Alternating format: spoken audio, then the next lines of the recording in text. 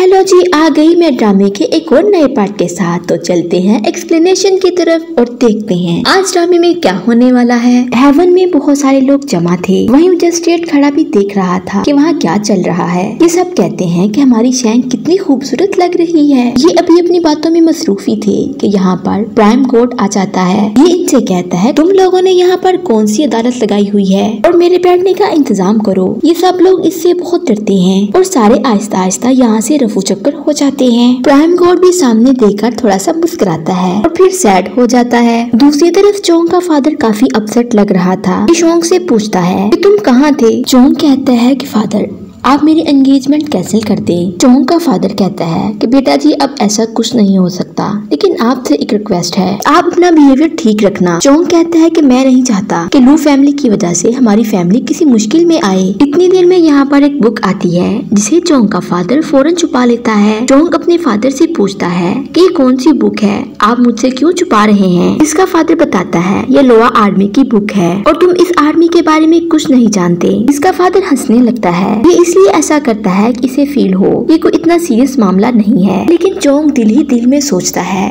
कुछ तो है जो मेरे फादर मुझसे छुपा रहे हैं। यहाँ ये बात पता चलती है सुपीरियर गॉड और उसका सारा खानदान इस फैमिली से नफरत करता है। चोंग फेरी से कहता है कि अभी फादर के पास एक बुक आई थी, तुम ऐसा करो 10 साल पुरानी आर्मी के तमाम रिकॉर्ड की बुक मेरे पास लेकर आओ। ये चेक करना चाहता था कहीं लू आर्मी के जरिए मेरे फादर को फंसाया ना जा रहा हो। इसका फादर भी काफी अपसेट था। ये कहता है कि कोई ना कोई बात जरूर है। अब ये रात भर बैठकर इस रिकॉर्ड को चेक करता है, लेकिन इसे कुछ नहीं मिलता। ये हैरान था। अब सुबह हो चुकी थी, ट्यूटर का भी टाइम हो चुका था जहाँ पर इसने लोगों को सिखाना था। चोंग प्रिंस को देखकर कहता है कि आप यहाँ पर क्यों आए हैं, आप अभी थोड़े वीक लग रहे हैं। लेकिन दूसरे प्रिंस इसका देखकर मजाक उड़ा रहे थे। चोंग इसे तीर चलाने के लिए देता है। ये इसके हाथ पर शैंग की बंधी हुई पट्टी देख लेता है, जिसे देखकर चोंग को थोड़ी जेलसी फील होती है। प्रिंस इसे बताता है कि ये मेरी फ्रेंड ने बांधी थी। प्रिंस चोंग को जेलसी फील करवा रहा था। प्रिंस इसे ये भी बताता है मेरी फ्रेंड मुझे कहती थी कि तुम अपना ख्याल रखना। चोंग इसके हाथ से ये पट्टी उतार देता है और कहता है तीर चलाने में तुम्हें ये खलल पैदा करेगी। प्रिंस जितनी तेजी से तीर चलाता है वो सीधा जाकर दरख्त पर लगता है। चोंग अब समझ जाता है इसे तो तीर चलाना आता है, मतलब ये ड्रामा कर रहा था। प्रिंस को भी पता चल जाता है कि चोंग को मेरे बारे में पता चल गया है। चोंग उसे कहता है कि मैं तुम्हें फुल सिखाने की कोशिश करूंगा, तुम बाद में मुझे इल्जाम मत देना। दूसरी तरफ लोआ फैमिली के बहुत चर्चे हो रहे थे क्योंकि इसके बेटे ने भी योद्धा जीत लिया था। इस बात पर प्राइम गॉड को बहुत गुस्सा आता है। वो चीजें उठा कर फेंक रहा था कि कब कोई मुझे लोआ फैमिली के खिलाफ सबूत मिलेगा। चोंग अभी भी रिकॉर्ड चेक करता रहता था ताकि इसे कोई सबूत मिल जाए, लेकिन इसे कुछ नहीं मिलता।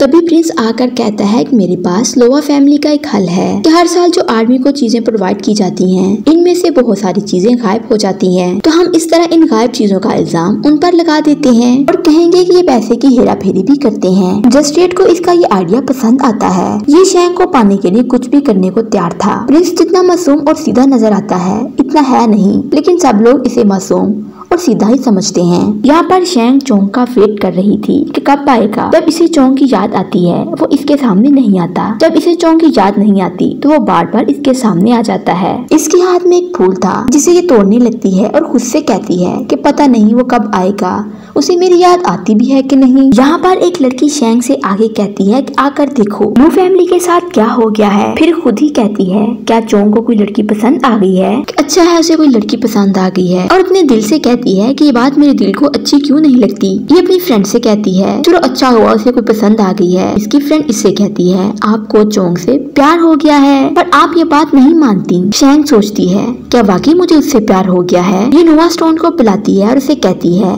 मैं तुम्हें एक नई जॉब दे रही हूँ, तुम्हें मानसन जाना होगा। वहाँ जाकर सिंह से कहना है मैं आपके लिए कुछ चीजें लेकर आया हूँ। सिंह इससे पूछती है तुम यहाँ पर क्यों आए हो। नोवा स्टोन कहता है शैंग मेरी मास्टर है, उस दिन मैंने ही आपको बचाया था। अभी नोवा स्टोन को अपनी तरफ कर लेती है और इसे कहती है कि अब तुम मुझे शैंग के बारे में एक एक इन्फॉर्मेशन दोगे कि वो कहाँ जाती है, आती है, किससे मिलती है, क्या खाती है। दूसरी तरफ शैंग नोवा स्टोन का वेट कर रही थी कि कहाँ रह गया है, अभी तक आया नहीं। शैंग बुक से स्टोरी पढ़ रही थी, वहीं इसे एक किस की फोटो नजर आती है। फिर इसे चैंग की किस का ख्याल आता है। ये सोचकर इसे हंसी आती है। शैंग को अब शोंग के सारे ख्याल आने लगते हैं, जिसे सोचकर इसका दिल धक धक करने लगता है। शैंग कहती है कि मैं आज इसके बारे में क्यों सोच रही हूँ। शैंग का दिल चोंग से मिलने को करता है। प्रिंस की फ्रेंड और चोंग का फ्रेंड एक दूसरे से मिलते हैं। हमें इन दोनों को मिलवाना चाहिए, इन दोनों का ब्रेकअप ना हो। ये दोनों एक दूसरे को दिल ही दिल में चाहते हैं, पर पता नहीं ये लोग एक दूसरे से मिलते क्यों नहीं हैं। शैंग वेट करते करते बैठी सो जाती है और इधर प्रिंस इसके पास आने का हाथ से कोई मौका जाने नहीं देता।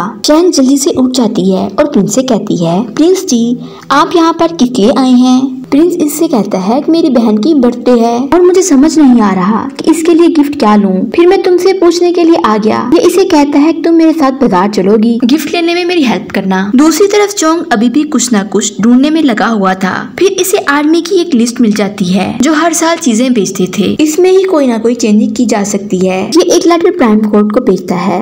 फिर इसे इस बात की टेंशन होती है कि कहीं शैंग किसी मुसीबत में ना पड़ जाए। इधर शैंग जब बाजार में चीजें खरीदने लगती है, इसे चोंग की याद आती है। वो भी कभी चोंग के साथ बाजार आई थी चीजें खरीदने के लिए। यहाँ पर चोंग अब सोच लेता है कि वो शैंग से दूर रहेगा। चोंग अपने फ्रेंड से कहता है तुम ये जगह छोड़कर चले जाओ, यहाँ बहुत बड़ी मुसीबत आने वाली है। इसका फ्रेंड इससे पूछता है कि कौन सी मुसीबत आने वाली है, मुझे भी बताओ। अगर मैं यहाँ से चला गया तो आपका ख्याल कौन रखेगा। चोंग कहता है कि मैं सिर्फ ये चाहता हूँ कि मेरे लोग सेफ रहें, किसी मुसीबत में ना पड़े। शैंग से कहता है कभी तुम कहा करती थी कि मुझे शादी नहीं करनी, तुम चाहो मैं तुम्हारी शादी खत्म करवा सकता हूँ। लेकिन शैंग अब ऐसा नहीं चाहती थी। दूसरी तरफ नोवा स्टोन सिंह को शैंग की सारी हॉबीज के बारे में बता देता है। शैंग खुद को एक कमरे में बंद कर लेता है। तभी यहाँ पर सिंह आती है जो इसे बताती है कि मैं तुम्हारे लिए क्या फील करती हूँ। पर चोंग इसे कहता है कि मैं तुम्हें सिर्फ अपनी सिस्टर की तरह मानता हूँ। ये इससे कहती है तुम ये सब शैंग की वजह से कह रही हो ना, और गुस्से में यहाँ से चली जाती है। शैंग भी चोंग से मिलने के लिए आई थी। ये इन दोनों की सारी बातें सुन लेती है। शैंग को भी पता चल जाता है कि यहाँ मुसीबत आने वाली है। शैंग चोंग को बताती है कि मैं तुम्हें मिस कर रही थी, पर चोंग इसे कहता है कि तुम मुझे छोड़कर जा सकती हो। ये इसके साथ थोड़ा अजीब बिहेव करता है। ये इसलिए करता है कि शैंग खुद ही से छोड़कर चली जाए। चोंग इससे मंगनी खत्म करने को कहता है। शैंग इससे कहती है तुम ऐसा मत करो। ये लेटर फाड़कर चोंग के ऊपर फेंक देती है और कहती है मैं इसको नहीं मानती, तुमने मुझसे प्रॉमिस किया था, तुम इस बात को याद रखना। शैंग रोते हुए यहाँ से चली जाती है। इधर चोंग भी इस लेटर को देखकर काफी अपसेट था, क्योंकि ये एक लेटर नहीं, इन दोनों के दिल की आवाज थी। इन दोनों के दिल अब एक दूसरे के लिए मोहब्बत रखने लगे थे और लेटर के टुकड़े इन दोनों की मोहब्बत के टुकड़े थे। शैंग यहाँ से रोते हुए चली जाती है। चोंग भी काफी दुखी था लेकिन इसे रोक नहीं पाता।